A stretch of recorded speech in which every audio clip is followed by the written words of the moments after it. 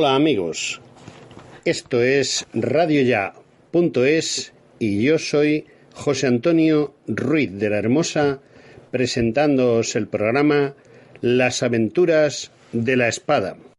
Con mi canción la gloria va por los caminos del adiós. Denuncia cuando camaradas de mi división. Tierra azul, para que el poder de España llevaré. Se fundirá la niebla con mi capitán. Prueba por mí el Martín, Cartañer, Chaco, Martínez. Y llena con respeto general para ti. Que mi vuelta alborotada me esperan. El reclamor del Clarín inmortal.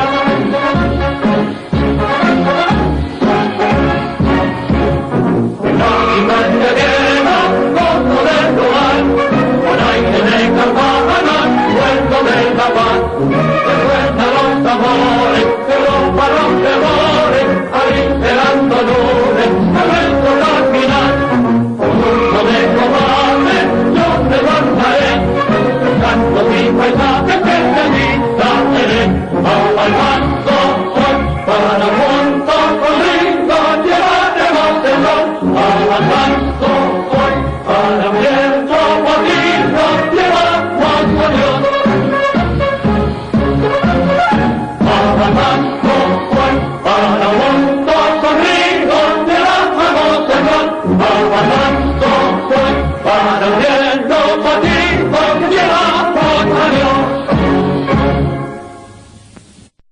Buenas tardes amigos, estamos hoy nuevamente con vosotros aquí en radioya.es en el programa Las aventuras de la espada y hoy lo vamos a dedicar a la División Azul y concretamente a los cautivos de la División Azul. Aunque el libro dedicado a este tema ha salido hace unos días, hemos conseguido ya una entrevista con Francisco Torres, su autor, y en esta entrevista pues vamos a desgranar un libro que la verdad es exhaustivo, tiene más de 900 páginas y es un libro verdaderamente interesante. Como ahora después nos contará el autor, está dividido en 3 partes y la parte más importante para mí es contar las vivencias de los integrantes de la División Azul que fueron capturados durante la campaña de la Segunda Guerra Mundial por parte de la 250 División de Infantería de la Wehrmacht, más conocida por División Azul, española de voluntarios, y luego tiene otras 2 partes. Otra muy interesante desde el punto de vista histórico, porque en ella aparece todo el método y todos los diversos estamentos que han intervenido para ayudar a componerla, y finalmente una tercera parte en la cual de forma exhaustiva podemos encontrar más de 300 fotos que nos reflejan la realidad de esos cautivos durante el tiempo que estuvieron en Rusia. Podríamos pensar que únicamente se habla de los cautivos de la División Azul. Lo cierto es que aquellos que han estado o están relacionados de alguna manera con esa División Azul de voluntarios, pues también aparecen integrantes de la Legión Azul, que fue la sucesora de la División Azul en el Frente del Este, aparecen niños de los de Rusia, aparecen también otros individuos que se pasaron al bando soviético en su momento,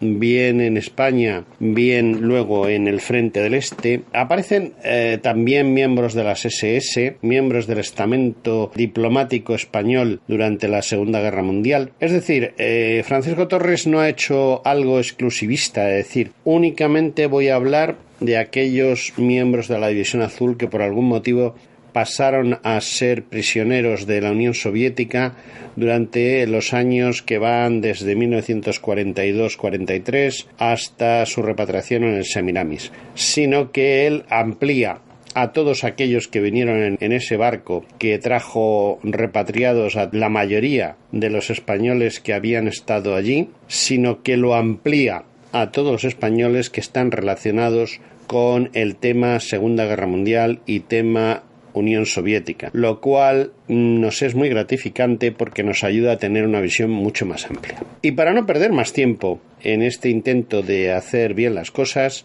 pues después de haber escuchado, como hemos escuchado al principio, un tema tan importante y tan relacionado como la División Azul como el que hemos escuchado, pues ahora vamos a pasar a hablar con el culpable de todo esto, que es nuestro amigo Francisco Torres, que casi no tiene ya presentación porque es la segunda vez que viene y por lo tanto pues recordar simplemente que es un gran historiador, profesor catedrático de Historia de Instituto en Murcia y que además de eso pues es un gran amante de todo lo que significa la historia de nuestra patria y la historia de nuestros compatriotas. Y una vez dicho esto, pues decirle buenas tardes, Francisco. Hola, buenas tardes. Bueno, Francisco, primer tema importante. ¿Por qué el libro Cautivos en Rusia está ya a la venta? ¿Quién lo patrocina? Es decir, ¿cuál es la editorial que lo ha puesto en el mercado? Todas esas generalidades importantes que hay que conocer sobre un libro tan importante y tan interesante como el que tú has puesto a funcionar en los últimos días de este mes de abril. Y bueno, pues te damos adelante y cuéntanos cosas. A ver, cuéntanos sobre todo cosas de este libro. No, bueno, Cautivos en Rusia es una obra, es un proyecto editorial valiente, nunca mejor dicho, porque el director de la editorial se llama Luis Valiente. ¿Por qué editar un libro de este tamaño en España actualmente cuando se dice que la gente no lee? Pues es ir contracorriente. Y Cautivos en Rusia, los últimos combatientes de la División Azul, cuenta precisamente eso, de la historia de los prisioneros de guerra españoles que quedan allí tras la salida de la División Azul del frente ruso, la División y la Legión Española de Voluntarios.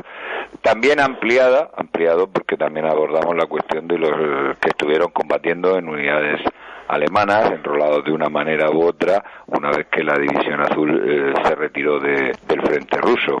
Y bueno, hay que tener en cuenta que el subtítulo, los últimos combatientes de la División Azul, es precisamente porque una parte importante de estos prisioneros, y luego arrastraron a los demás, pues se tomaron el cautiverio como una batalla más, es decir, continuaba la misión, nunca mejor dicho. Yo creo que esto es un elemento crucial que yo destaco en este libro, porque ellos asumieron que seguían en combate, es decir, que ellos seguían siendo realmente prisioneros de guerra, al contrario que otros países que naturalmente pues se consideraban vencidos. Ellos continuaban siendo prisioneros de guerra y por sus circunstancias decidieron seguir el combate. Su misión era volver a España y volver como se habían ido, sin mácula en el honor militar. Un poco esta es la síntesis del porqué. Hay que tener en cuenta que hay mucha documentación particular en el libro de aquellos prisioneros, y en una carta privada el capitán Palacios explicaba que lo que ellos habían librado era la batalla de los 11 años, la llama así textualmente en una de sus cartas al alférez José del Castillo, y le dice efectivamente eso: durante 11 años libramos una batalla, esta es la batalla de los 11 años y tiene que ser de algún modo reconocida, y este libro viene a reconocer esa batalla.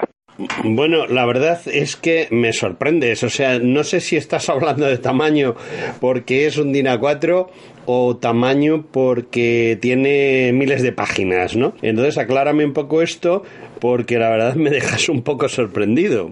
Tiene más de 300 páginas, es el tamaño usual en los libros, tiene casi 1000 páginas y 900... Bueno, acláranos también por qué ese tamaño, por qué necesitas esas 900 páginas en tu libro. 58 para ser exacto, que contienen 300 fotografías, casi prácticamente... Que a mí me parece un segundo libro. Hay como 3 libros en este libro: el libro del relato que lee el lector, unas 200 páginas que son notas sobre el libro, notas bibliográficas, notas documentales, de crítica histórica. A mí no me gusta hacer notas de estas de tipo el nombre del libro, el año y la página. Me parece que esas son un poco inservibles para el lector. Puede ser para que yo quede bien, el historiador quede bien, parece que ha consultado muchas cosas, pero no explica nada, ¿no? Constituyen un segundo libro de crítica histórica, crítica documental, de ampliación de información, que en un relato pues perdería al lector, y un tercer libro porque se ha montado así, que son esas 300 fotografías que aparecen en el libro. Creo que hay la práctica totalidad de las del barco, por ejemplo, en que volvieron todos los dibujos que hicieron varios prisioneros, porque claro, las fotos en los campos de concentración hay muy poquitas. Sí que conservamos algunas, han llegado vía la extinta Unión Soviética, vía rusa, a través de un profesor amigo mío, se llama Boris Kovalev, y fueron fotos de los expedientes de los campos de los prisioneros, en los cuales se puede apreciar en algunos casos, depende de la época, el deterioro físico, y todas ellas han sido montadas para crear una historia desde que salen de España hasta que regresan en ese Minami, e incluso de alguna manera la proyección posterior de sus vidas, y de alguna manera ese friso fotográfico constituye una historia visual.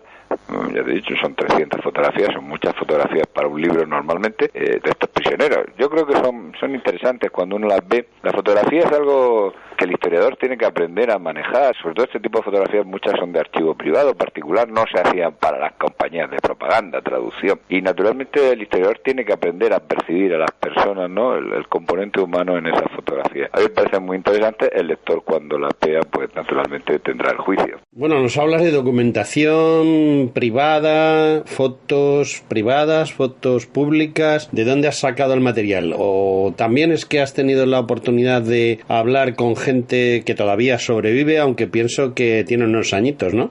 92, 94, una cosa así, los más jovencitos. Ciertamente son muchos años, es lo que pensábamos, que la mayoría de los exdivisionarios y de la gente que vino en el barco pues estaba por encima de los 90 o de los 100 años, pero por lo que veo has tenido la suerte de hablar con alguno de ellos. Cuéntanos esa experiencia, que es una experiencia muy interesante, aunque personalmente ya sabes que por la calidad de las cosas que yo he hecho en este mundo mundial, digámoslo así, mi experiencia me dice que los testimonios directos de la gente cambian. Yo personalmente, pues dentro de unos años completamente seguro que las experiencias que he vivido en sitios como Sarajevo o Afganistán pues harán que vea las cosas de otra manera. En fin, cuéntanos sobre esta gente que has entrevistado. Prisionero, creo que queda alguno. Yo tuve la suerte cuando estaba haciendo este segundo libro, porque yo ya había trabajado el tema de los prisioneros al preparar las memorias de Salamanca, el sargento Ángel Salamanca,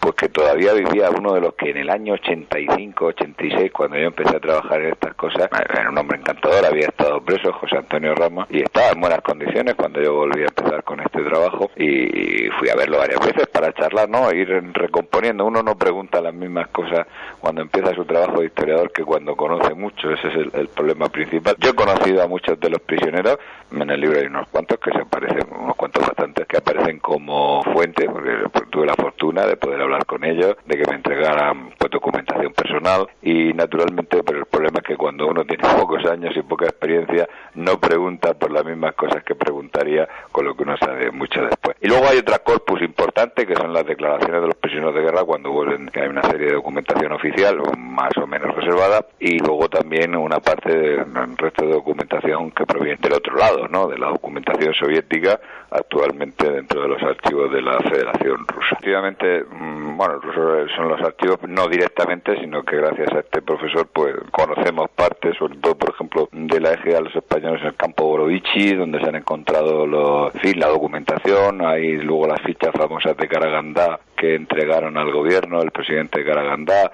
y que bueno, pues son accesibles. La propia embajada las tenía colgadas el documento que se hizo, y esto es importante. Es cierto, luego también el Ministerio de Asuntos Exteriores, bueno, entonces la documentación estaba en el Ministerio de Asuntos Exteriores, ha pasado ahora al Archivo Histórico Nacional, que bueno, aborda esta cuestión porque naturalmente todo lo referente al intento desde aquí de rescatar a los prisioneros o de tomar contacto, pues están ahí. Luego la documentación de Cruz Roja, porque lógicamente el único vía que había en España para intentar contactar, saber qué había pasado con nuestros hombres, pues naturalmente era la Cruz Roja Internacional, y eso ha generado una importante documentación con todas las lagunas que tiene, porque naturalmente los nombres, pues ya te puedo imaginar, estos son los nombres que vienen de Alemania, informes que vienen de Alemania hacia España vía Cruz Roja, con lo cual, bueno, pues es un poco caótico, un poco complicado ponerlo todo en orden, recomponer el puzzle de alguna manera para hacerlo. Y luego hay una cosa que yo personalmente, en mi experiencia personal, prisioneros, en este caso los divisionarios o los excombatientes en general, suelen ser bastante parcos con sus familiares cuando hablan de la guerra, de lo mal que lo han pasado, vamos a llamarlo así. Sin embargo, cuando es alguien que, bueno, pues que viene a interesarse, que viene de fuera, son ser muy amplios en su explicación. Yo creo que a los familiares siempre les tratan de ocultar la parte más dura. El excombatiente tiene esa cuestión, ¿no? Y mucho más cuando se están 11, 12, 13, 14 años prisioneros. La parte más dura queda reflejada solamente en el mundo de la anécdota. Sin embargo, cuando es alguien de fuera, tienes por qué transmitir ya la misma sensación. El sufrimiento que tú no quieres explicarle a tus familiares, te lo cuentan a ti de forma bastante bastante amplia. Muchos cuando hice los interrogatorios que me decían, bueno, esto te lo cuento, pero tú lo asumes, pero yo no lo he dicho, porque te contaban algunas cosas, pues naturalmente de carácter particular, que sirven para un poco retratar ese ambiente, porque las condiciones en que vivieron, sobre todo hasta el año 49, fueron muy, muy, muy duras. Es decir, esto hay que subrayarlo, y el lector cuando vaya leyendo esos testimonios, pues naturalmente va a ir apreciando esa dureza de forma progresiva. Ellos, sin embargo, cuando lo contaban no lo hacían con un pozo de, como diríamos, de odio, ¿no? De odio por lo que les había pasado, ¿no? Era un avatar más. Yo siempre, y lo explico en el libro tiene una parte dedicada, yo no soy psicólogo, soy historiador, y bueno, pero no tiene cierta tendencia a la antropología, y ellos, de alguna manera, yo lo que vengo a explicar en el libro, todo el mundo tiene que una experiencia de defensa mental en la cual uno debe buscar una razón de por qué le está pasando lo que le está pasando, ¿verdad? Y yo creo que, y algunos prisioneros así lo expresaba, que naturalmente ellos asumen que está pasando eso porque han ido allá a combatir y porque siguen en su combate y porque se han ido a combatir el comunismo y son presos del comunismo, pues naturalmente esa es la situación y por lo tanto tienen que combatir. Mientras que en el caso de los prisioneros alemanes, pues se da el sentido de esto que se llamó la pena de la culpa, es decir, los prisioneros alemanes, igual que la población alemana después de la Segunda Guerra Mundial, pues acabó asumiendo que era culpable y por lo tanto todo lo que le pasaba estaba en relación a esa culpa. Eso un poco es la diferencia entre este caso específico de un número relativamente pequeño de prisioneros, como eran los españoles, con respecto a los de otras nacionalidades. No sé qué clasificación tienen, porque el problema de este tipo de documentación, naturalmente, es que primero hay que localizarla, vaya usted a saber por dónde para. Y en segundo lugar, porque eran los interrogatorios que se hicieron a la vuelta. Muchos conservaban copias, es decir, el sargento Salamanca tenía la copia de su declaración, los papeles privados de Altura, pues también tenía los papeles del referente a los expedientes para la concesión de condecoraciones, no son secretos ni reservados, pero bueno, hay que localizarlos y es complicado, y naturalmente pues todo ese tipo de documentación viene ahí, la investigación militar que se hace después de volver. Pues todo esto constituye una documentación que no se suele utilizar. El historiador debe ser cuidadoso, es decir, hay, en fin, cuestiones de índole personal que a la historia no le interesan. Yo sé que actualmente, pues con esta moda que tenemos actualmente de que lo importante es el cotilleo, pues parece que eso es lo importante. Ese tipo de cuestiones al historiador pues prácticamente no le interesan, salvo que afecten a una cuestión determinada, y por lo tanto yo creo que hay que ser cuidadoso cuando se hacen y sobre todo evitar los juicios de valor. Yo procuro evitar los juicios de valor en el libro, porque naturalmente en un campo de concentración, aparte que hubo una guerra interna, es decir, los prisioneros que están allí no están solo enfrentados a lo que es la estructura del campo de concentración y las penalidades, sino que en el caso de los españoles van a tener una continuación no solo de la guerra contra el comunismo de la Unión Soviética, sino también contra el comunismo cercano, porque sus guardianes son todos ellos o exilados del PC normalmente, que están en la URSS y acaban en el campo de concentración para vigilar a los españoles, o son desertores de la propia División Azul, que lo habían hecho algunos por razones ideológicas y que se convierten en sus guardianes, y que naturalmente unos de ellos pues ejercen la tortura y otro tipo de vejaciones, y por lo tanto siguen la lucha. No es solamente ya contra el aparato comunista en general, que podría ser en cualquier campo, sino también contra estos que son prolongación de la mismísima guerra civil española, y en este sentido también hay que ser cuidadoso, en fin, con el término. Hay muchas historias personales, yo creo que he podido reflejar de alguna manera sobre el total muchos dramas humanos, por eso el libro tiene ese volumen. Pues un chico que era del Frente de Juventudes, que se va allí lleno de ardor patriótico, que naturalmente se porta como un jabato en el frente, que soporta todo tipo de torturas, que le caen todas las enfermedades del mundo, que sobrevive a malas penas y tiene un momento de debilidad y digamos que está con el enemigo, vamos a llamarlo así, en los campos de concentración, porque una de dos, a veces o lo haces o no comes, y no comes te mueres, pero luego vuelve con lo suyo.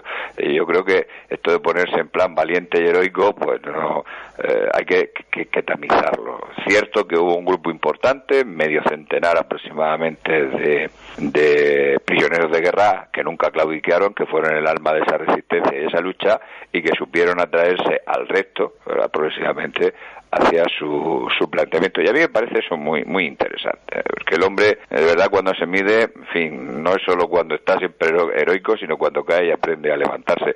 Y de esos ejemplos hay muchos a lo largo del libro. Bueno, entreveo de lo que estás diciendo que has hablado de interrogatorios, pero esos interrogatorios que le hicieron a la gente gente cuando vino, ¿qué se hicieron? ¿Un plan más informal, más simplemente de que contase sus experiencias, o eran unos interrogatorios así como vemos en algunas películas con las lámparas de los agentes de los servicios secretos interrogando? Otra cosa que me llama mucho la atención es ese grupo irreductible, esos 50 hombres de los que hablas, y que creo que entre ellos estaría seguramente Salamanca, el sargento Ángel Salamanca, del que yo tuve una buena amistad, y creo que tú además tuviste también mucha relación con él, por lo que yo sé, ¿no? Sargento Salamanca, y eso que en sus memorias, las memorias que yo las trabajé, yo hice la edición histórica, él, de alguna manera, aunque uno pueda parecer que tiene muchos méritos, se resta muchos méritos.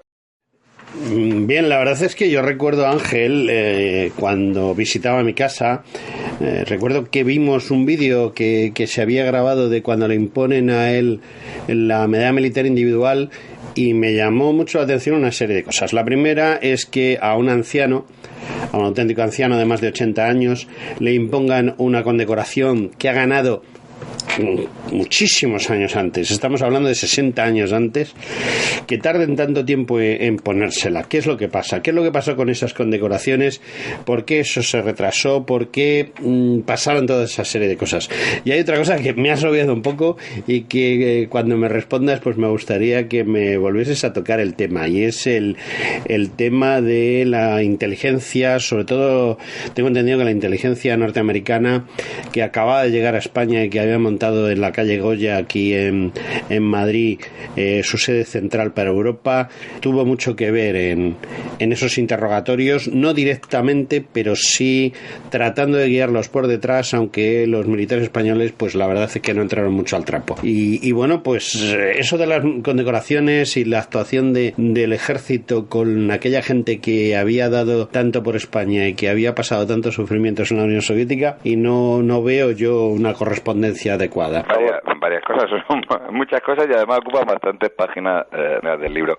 Vamos a ver, los interrogatorios que hace cuando se manda la expedición que va de España a subir al barco al Semiramis para volver con los prisioneros, hay miembros de la Dirección General de Seguridad cuya función teórica es realizar estos interrogatorios. Pero uno, leyendo, evidentemente se da cuenta que el ejército se opone. Es decir, los dos que van, el teniente coronel, el coronel García del Castillo, el coronel García Rebull, Tomás García Rebull, que son las dos autoridades militares que van hasta Turquía para recoger a los prisioneros, no les dejan participar en ninguno de los interrogatorios. Solamente les pasan una información, carácter tipo, en fin, muy sucinto. Si había algún delito pendiente, alguna cosa esta, alguna tontería. Digo tontería porque estábamos hablando de expedientes de antes de 1941, donde alguno tenía un expediente o algún delito por ratero, por haber robado una maleta. Claro, esto lo dice uno ahora y parece madre mía, pero tengan ustedes en cuenta que las circunstancias de posguerra, los que soportaban la División Azul no eran todos ricos ni nada de eso, y las circunstancias de posguerra eran muy duras y había que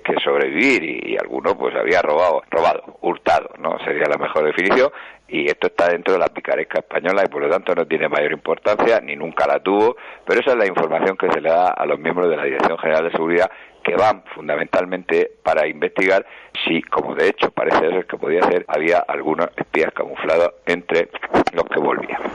De hecho, había algunos que habían recibido formación como agentes en los campos de la Unión Soviética, porque había unos campos destinados a la reeducación y a su conversión en agentes, y algunos prisioneros españoles pasaron por ellos y sospechaban que alguno de los que pudiera venir, naturalmente, pues pudiera tener esa misión. Hay que tener en cuenta que nosotros acabamos de firmar un acuerdo con los Estados Unidos, los acuerdos de Madrid del año 53. En España se iban a desplegar bases y por lo tanto nada mejor que haber infiltrado algún espía por parte del KGB dentro de estos que volvían directamente a España. O sea que esto era algo que estaba ahí. Los interrogatorios, sin embargo, que hacen la empresa de Muñoz Grande, las capitanías generales, el aparato militar, más bien van destinados a saber cosas un poco que a uno le puede sorprender. ¿Cuál ha sido el comportamiento en el campo de prisioneros? ¿Cuál ha sido el comportamiento de los demás? Si conocen otros nombres de prisioneros, y estos prisioneros, en fin, cuáles son los que han muerto en el campo de prisioneros, qué nombres se tienen para intentar encontrar todos los nombres, cuál ha sido el comportamiento de los oficiales y los suboficiales, porque naturalmente un oficial y un suboficial de un ejército que sigue siendo ejército, pues tiene que tener un comportamiento que se presupone de ejemplo, valor, etcétera, en fin, lo que dictan las ordenanzas militares en este caso. Por lo tanto, eso les interesaba mucho a las autoridades españolas. Hay una pregunta curiosa, que es cómo era la religión, qué pasaba con la religión en la Unión Soviética. Bueno, pues es otra pregunta curiosa que aparece, qué tipo de enfermedad, qué tipo de atención sanitaria habían tenido. Es decir, no son preguntas exactamente que requieran una información. Hay un informe reservado que dice, bueno, mire, al principio querían hacer preguntas de tipo militar, pero hay un informe que dice, bueno, en fin, aparte de sus circunstancias, salvo que tengamos oficiales o suboficiales que sean expertos, nadie va a poder calibrar lo que han visto, por lo tanto de poco nos va a servir. Eso un poco es lo que era la información española, que era una información importante. Lo que pasa es que en esa época todavía el espionaje no se ha desarrollado mucho, no se ha podido, ni ingleses ni americanos han penetrado suficientemente en la Unión Soviética, y de pronto que 300 señores aparezcan por aquí, que vienen después de estar tanto tiempo, pueden ser una fuente de información valiosísima. Y luego los que van a volver posteriormente, porque la vuelta de la División Azul abre el retorno de parte de los niños que salieron de España secuestrados, yo textualmente digo secuestrados por la Unión Soviética, porque cuando sus familiares los reclamaron de España, la parte que los reclamaron, la Unión Soviética y el Partido Comunista se negaron a que volviera. Y eso sí que eran interesantes, porque naturalmente eran gente que había estado trabajando allí y que por lo tanto podía apartar mucho de donde estaban fábricas importantes, aviación, etcétera. Y eso sí que tiene mucho interés el ejército norteamericano, la CIA concretamente. Esto ya lo estaban haciendo en Alemania. En Alemania uno de los campos de retorno de prisioneros estaba bajo control americano y naturalmente hacían este tipo de interrogatorios. Y también en España pues lo van a intentar. Esto va a dar, en fin, ciertos resquemores entre las autoridades militares españolas y las autoridades norteamericanas. Hay que recordar que la central de inteligencia, el mando de la central de inteligencia europeo se pone en España en esa época y por lo tanto esto era muy importante. Pero digamos que las autoridades militares españolas eran muy reticentes, ¿verdad?, ante la participación de los norteamericanos en esta cuestión. Este proyecto llegó, la información, bueno, puede ser relevante, desde luego cuando no se conocía nada de la Unión Soviética no se podía penetrar, no había vuelos espías ni todas estas cosas, pues yo creo que fue importante en este sentido. Y enlazando con eso hay que tener en cuenta una cosa, es que la vuelta de los prisioneros de la División Azul anima de alguna manera a los niños de la guerra, que ya no son tan niños, han pasado ya 15 años por lo menos, que naturalmente quieren volver a España. El Partido Comunista los acusa de ser los españolistas y hay incluso protestas en las ciudades de la Unión Soviética porque quieren volver a España. Y en esos acuerdos pues van a venir una serie de expediciones que también tienen el mismo problema, es que pueden venir, y de hecho se constataba que algunos pudieran serlo, infiltrados naturalmente a agentes espías, agentes soviéticos. Y es posible que algunos, yo tengo la sospecha, pero no lo puedo decir, que algunos de los que vinieron en el Semiramis quizás no fuera él, o quizás ya fuera un agente soviético cuando llega a España. ¿Existe pues una certeza de que en el barco vinieron, además de los repatriados como tal, algún repatriado que había cambiado de bando o que se había convertido en espía, o quizá personas sustitutivas de personas reales? ¿Existe esa posibilidad real? ¿Se ha constatado de alguna forma? Bueno, sí hay una documentación de García del Castillo en el cual se dice esto, ¿no?, que algunos han pasado por escuelas de reeducación y se sospecha que en algún caso puedan serlo. De hecho, por esto sí se preguntó a los prisioneros si conocían a alguno que lo hubiera sido, nombre en clave, etcétera. Yo tengo la impresión de que alguno de ellos lo pudo ser. ¿Pero hay hecho constatable de esto o solo es una idea? ¿Realmente se puede asegurar? ¿Es constatable? Constatable porque estas cosas naturalmente, bueno, los servicios secretos no las suelen por ahí perdidas y además suelen actuar de forma expeditiva. Es posible que alguno, después en el camino de vuelta, pues naturalmente se arrepintiera, porque el hecho es que las academias de reeducación no tuvieron mucho éxito. Yo llegué a conocer a un prisionero que estuvo en la academia de reeducación pero un hombre muy buena persona, con lo cual tú decías, madre mía, este hombre pues acabó allí porque, yo qué sé, se había pasado de alguna manera, pero se había pasado porque no le gustaba disparar. Y bueno, acabó allí y le dieron dar clase de algo, pero él no se dedicaba a eso y entonces pues no funciona la cosa. Yo creo que en ese sentido ninguno de los que realmente pudieron serlo, que son los que se quedaron en la Unión Soviética, se hubiera atrevido a venir aquí. Probablemente el resto lo hubiera denunciado. Tenía que ser alguno que hubiera estado poco tiempo con ellos, alguno que mantuviera actitud muy lejana, alguno que contara cosas que no estaban dentro como si no hubieran estado con ellos, que no supieran nada en interrogatorio, que no nombran determinadas cosas, y en ese sentido sí que hay uno que era sospechoso, naturalmente. Y además de todo esto, hemos dejado un poco en el tintero lo de las medallas. No se dieron muchas, lo cierto es que se merecieron más, pero por lo que fuese se quedaron ahí colgadas, y hay una que a mí siempre me ha llamado mucho la atención, la de Ángel Salamanca, que se quedó olvidada, digámoslo así, en un cajón, y que le condecoraron, pues eso, con 80 años, a un auténtico anciano, con una prestancia que no se correspondía con su edad, pero ciertamente un auténtico anciano. ¿A ti esto qué te parece? ¿Por qué crees que pasaron estas cosas? Bueno, más concretamente lo de Salamanca es la imposición, ¿no? El militar individual está concedido en el 68, en el 69, no me hagas caso a lo de Boni. No se le impone hasta muy tarde, se queda ahí y no se hace el acto de imposición. Estas cosas son complicadas, ¿no?, de evaluar, y sobre todo por alguien que no pertenece a la milicia. Yo creo que hubo en este sentido una especie de celo, ¿verdad? ¿De qué? De celos internos. ¿Celos internos? Sí, yo diría que esa sería la razón. Primero, que si se dan muchas condecoraciones, algunos opinan que las condecoraciones se desprecian. Esto es una cosa. Vieron del Semiramis, claro, de la noche a la mañana la propuesta fue mayor, pero se acaban concediendo una laureada a Palacio, 10 medallas militares individuales y 10 cruces de guerra con palmas, que son las 3 condecoraciones de más alto rango en el ejército español. Muchas de estas cruces de guerra con palmas hubieran merecido, a mi juicio, te lo digo, la medalla militar individual. Problema, el reglamento. En el reglamento hay una larga disquisición, se puede seguir.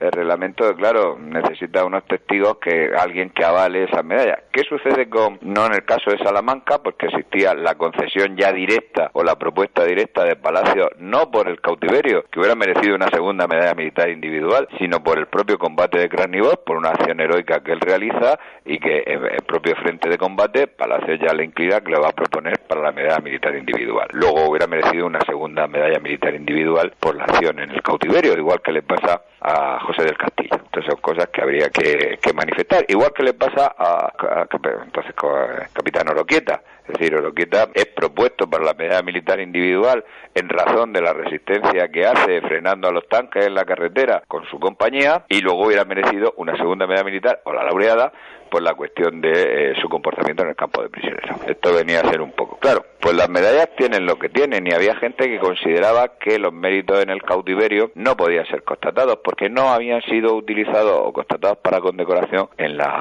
con respecto a la guerra civil. Esto provoca una polémica muy larga, y al final se sustancian aquellos casos en que pueden vincularse a esta cuestión de la batalla de Krasnivor, fundamentalmente, de hechos de guerra. Claro, tú sabes que para que te concedan una medalla, no la medalla militar, pues tiene que haber alguien que testifique y la proponga. ¿Cuál es el problema? No ya de Salamanca, que existía la previa, sino aquellos que la condecoración no puede ser por la resistencia en Krasnivor, sino por los hechos en el campo de concentración. Pues hay un problema fundamental, y es que los oficiales, digamos, eran los que podían aportar mayor testimonio, no van a estar con los soldados muy poquito después de la captura, en el año 43, y no van a estar con los soldados realmente, con un número importante de soldados, hasta el año 49, 50 o 51. Y ese grupo de resistencia, en el cual está Salamanca, está compuesto básicamente por suboficiales y soldados. Claro, no hay testimonio suficiente de acuerdo con el reglamento, y este es el problema, es una cosa burocrática que uno entiende, y esto se explica ahí. Luego, en fin, la primera evaluación para la concesión de la medalla se perdió, es la famosa que se perdió. Tuvo que abrir, estando García Revuelta, capitán general en Madrid, un segundo proceso, que también iba lentísimo. Lo que pasa es que ahí hay una cosa que no se conocía, yo, bueno, por documentación particular la revelo en el libro, entonces ya me parece que era comandante Palacio, cuando le conceden la laureada, es la primera que se concede. Palacio se había convertido en héroe, y además estaba el expediente, y tú imagínate la cuestión de la película. Hay que tener en cuenta que la famosa película Embajadores del Infierno fue una película comprada en la época, esto que tampoco se sabe o no se conoce muy a menudo, por determinadas academias militares europeas y americanas, porque utilizaba como demostración del comportamiento que tenía que seguir un oficial que caía prisionero. Estamos en los años 50 y tantos, en medio de la Guerra Fría, hasta la Guerra de Vietnam, y tampoco había muchos testimonios, ni el cine se había ocupado de esto. Y como era un relato, y la película está bastante adaptada al relato, pues naturalmente se compraba para pasar en las academias militares como ejemplo de cuál debía ser el comportamiento de unos oficiales en manos del enemigo. Y el enemigo en los años 50, a finales de los 50 y principios de los 60, era el comunismo. Esto no en España, sino entre toda la Europa occidental y con respecto a los Estados Unidos. Y este problema es que las medallas se quedan ahí bloqueadas hasta que, por casualidad, Palacio va a ver a Franco, y cuando le van a imponer la medalla militar, la laureada, se le impondrá poco después, se le pondrá Franco en Santander, y entonces le dice, no, es que aquí hay un problema, es que no salen las demás medallas, y esto no sé por qué, y esto está bloqueado. Y entonces Franco le dice, estoy resumiendo, en el libro se puede leer mejor, bueno, deme usted aquí, le explica cuáles son los casos casos que él propone, que naturalmente son los que él ha propuesto, los que propone Palacio, y le dice, cuando usted habla usted con Carrero, vicepresidente, para que esto lo lleve presidencia del gobierno. Inmediatamente se desbloquearon. En los 2 años siguientes se dieron todos los expedientes, se subsanaron todos estos que yo he mencionado con la concesión de la medalla militar individual. Y es cuando se impone. La de Salamanca se queda ahí porque Salamanca había salido del ejército, ya no formaba parte del ejército, algunas son a título póstumo porque injustamente al no ser sargento provisional y naturalmente no se le compatibiliza, no se hace la subida de grado, en fin, no se le recupera el escalafón, decide que se va porque lo considera una injusticia. En el libro hay toda esta cuestión se aborda de cómo se hizo la reintegración y naturalmente se va del ejército. Yo supongo que esto tuvo alguna influencia y se quedó ahí sin imponerle la medalla. Luego él quería que se impusiera, yo esto lo recuerdo, ¿no?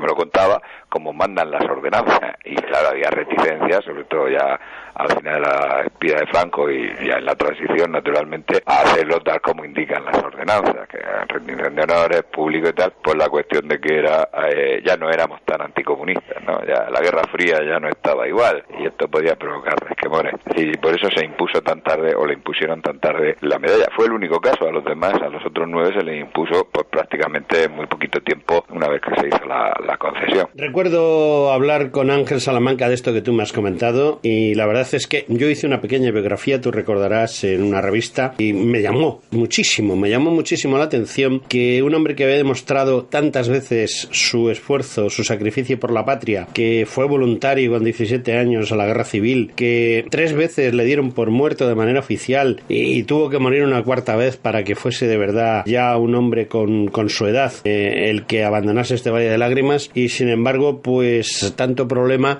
para reconocérselo. Y entiendo que quizá, como tú bien dices, los celos y alguna otra cosa pudieran haber influido. Bueno, cambiando de tema, ¿qué es lo más destacable de tu libro? ¿Algo que verdaderamente lo convierta en novedoso? ¿Qué es lo que quieres contar? Yo entiendo que hay muchos libros de la División Azul, quizá demasiados, pero del tema que tú tocas hay pocos, quizá demasiados pocos. Entonces entiendo que tienes que transmitir, o quieres transmitir en este libro, precisamente eso, no el combate, no la batalla concreta, sino la personalidad y el trabajo de cada uno de los hombres que estuvieron allí y cómo sirvieron a su patria y cómo lograron sobrevivir para volver. Creo que esa es la idea, ¿no? Bueno, cuéntame tú un poquillo cuál es tu idea de qué pretendías o qué has hecho con tu libro. Sí, hay una larga... En fin, la División Azul, curiosamente, yo creo que debe ser de la que más testimonios escritos han procurado dejar sus soldados. Ya hay un porcentaje de memorias de prisioneros de guerra, algunas publicadas, otras inéditas. Yo he manejado algunas inéditas en el libro. Naturalmente las inéditas tienen la ventaja de que, en fin, nadie las ha edulcorado, no se le han hecho las reformas. No, lo que se hace habitualmente cuando se edita un libro, que se revisa y naturalmente no están tal cual fueron escritas y por lo tanto tienen un valor importante para el historiador. Y algunas, yo recuerdo las Salamanca, que no se habían tocado desde que vino en el año 54, las escribió y se quedaron ahí hasta que se las encontró en un armario en su casa, y entonces fue cuando contactó conmigo para realizarlas.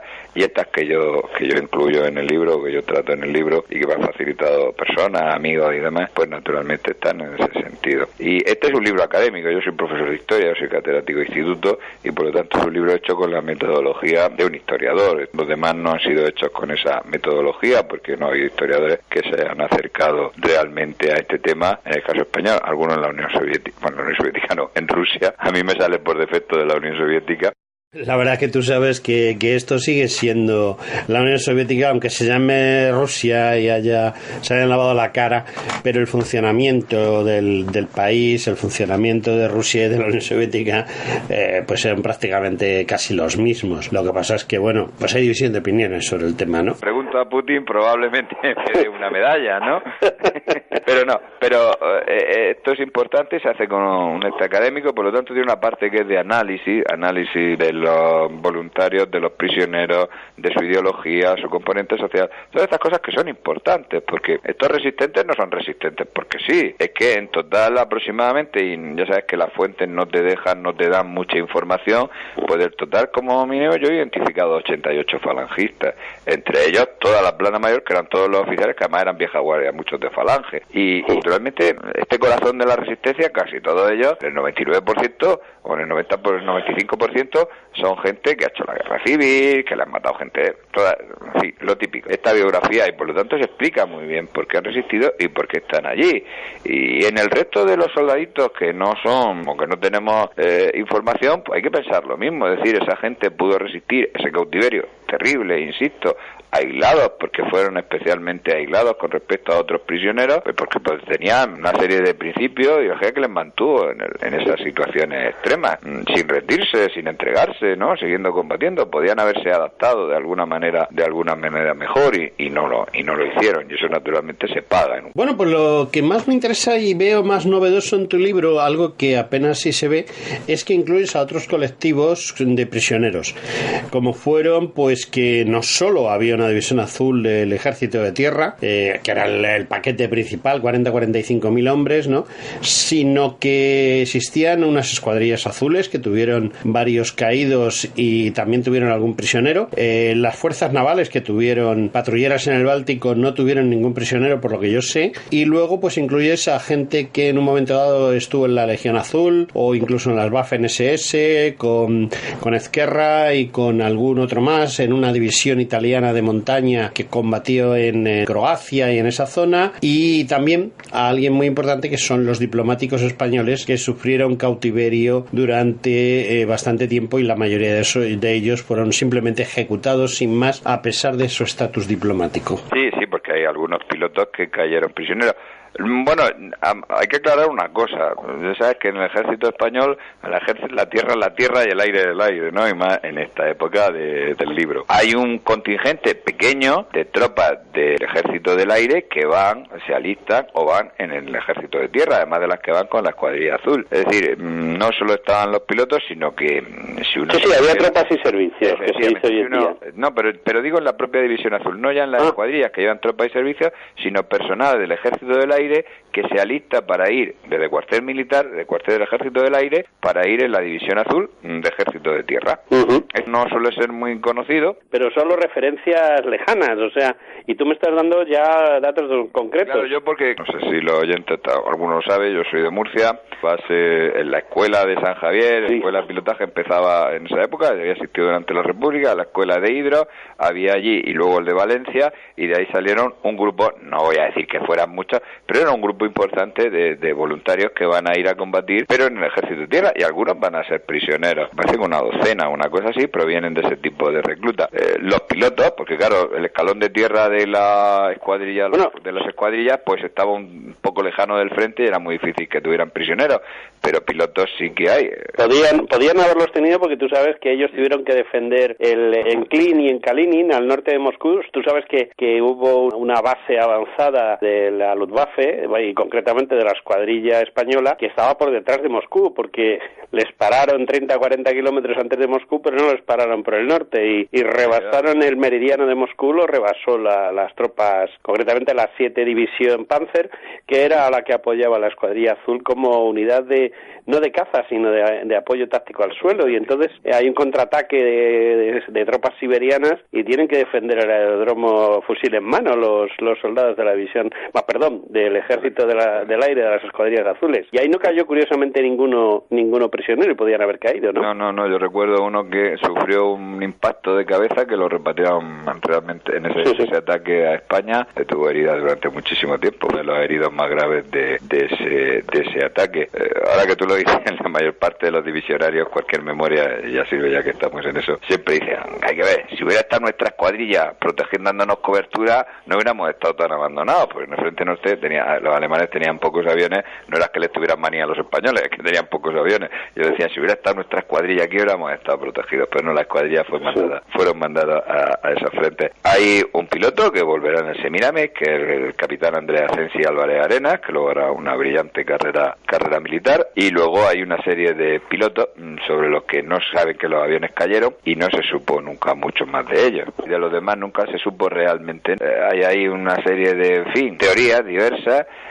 Algunos fueron publicados por el periódico Pravda que los tenían prisioneros, pero esto uno le tiene que hacer un caso relativo, porque yo sostengo en el libro que en algún caso lo que hicieron fue tener la documentación y demás por si los podían utilizar como agentes sustitutos. Ahora que está de moda la película esta Gorrión Rojo y estas cosas, esto era muy usual en el espionaje de esa época. Alguien que se aprendía que prácticamente se parecía al prisionero y que era enviado y se le había, en fin, documentado. Hay un caso, sí, hay un prisionero español, natural de Cádiz, que va a venir a España, de pronto aparece aquí en los años 40, finales de los 40, y bueno, la familia no se da cuenta de que no es él. Ha aparecido no se sabe cómo, llega a su pueblo, la familia tiene las mismas heridas, un poco, en fin, pero es que han pasado no sé cuántos años, ya más una guerra, y la familia cree que es su hermano y su hijo, y era un agente soviético que fue responsable probablemente de la voladura del famoso accidente, que no fue tal, de la voladura de torpedos que hubo que causó al muertos naturalmente en un base militar en Cádiz.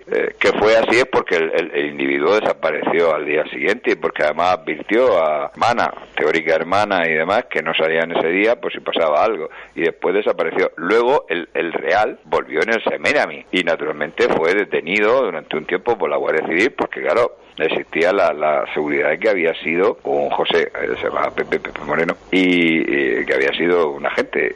Y este había estado en un campo de concentración, pero naturalmente con su personalidad. Yo tengo la impresión de que naturalmente eso se quiso hacer con la documentación de algunos de estos pilotos. Solo hay constancia de uno, pero no está bien identificado el nombre, que probablemente estaba en un campo de concentración y se quedó después de allí, pero tampoco es algo seguro. Tampoco es algo seguro. No, porque nunca ha habido esa vuelta. Yo en el libro explico algunos casos, es decir, vía Alemania suelen aparecer en algunos casos alguien que dice, no, es que yo soy fulano de tal, conozco un divisionario, vengo a solicitar los papeles, me he escapado de la zona rusa, etcétera. Luego la cosa casi se descubre y el otro no aparece por los papeles. Era evidente que era esto, que estamos en la época del espionaje, la época que florece el espionaje con respecto a Oriente y Occidente, y esto hay que entenderlo y situarlo en este momento.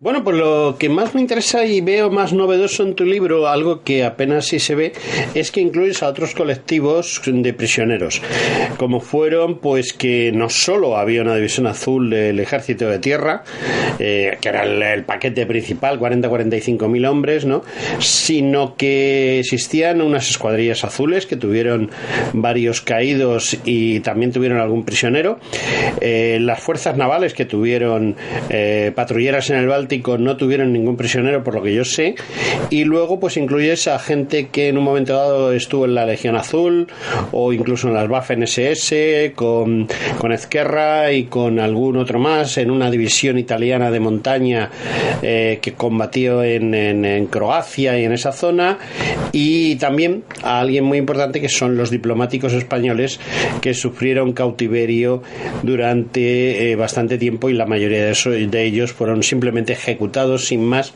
a pesar de su estatus diplomático. Sí, bueno, hay gente que cae prisionera de la unidad, varios que caen prisioneros. Yo en el libro hago algunas disquisiciones sobre ello. Hay algunos que caen prisioneros de los rusos, algunos se logra incluso escapar, aparece en el libro la peripecia, y hay otros que caen en prisioneros en manos de los aliados, ¿no? Y naturalmente algunos vuelven a España, bueno, en el libro se puede ver.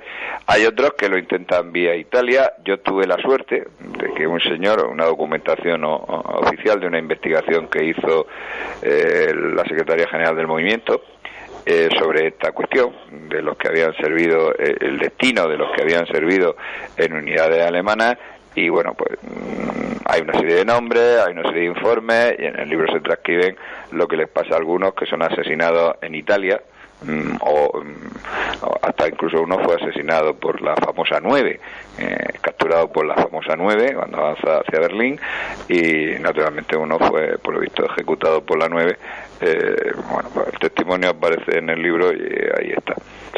Sí, bueno, yo personalmente conocí a uno de los que consiguió escapar del cerco de Berlín, cruzar las líneas rusas, las líneas aliadas, y cruzar los Pirineos, y claro, en cuanto puso los pies en España, la Guardia Civil le acompañó amablemente al penal de Santander, que es donde parece ser que los tuvieron en una temporada. Claro, ellos habían perdido naturalmente, aunque esto sea salirse del tema, cualquiera que se apunta en un ejército extranjero en cualquier país del mundo en una situación de guerra pierde la nación. Sin embargo, se hizo un decreto reservado, esto es lo que no saben de Franco, hay varios decretos reservados de Franco con respecto a todas estas cuestiones en el año 46 por los que se les devuelve la nacionalidad para evitar que, claro, ¿qué haces con estos señores? Había que procesarlos, al principio, bueno, los meten en un penal, vamos a ver quién es, ¿no? No sabe esto, es decir, inmediatamente se hizo un decreto reservado, salieron, se incorporaron, pues mucha gente, claro, ¿dónde le iban a colocar? Es que luego había que colocar a esta gente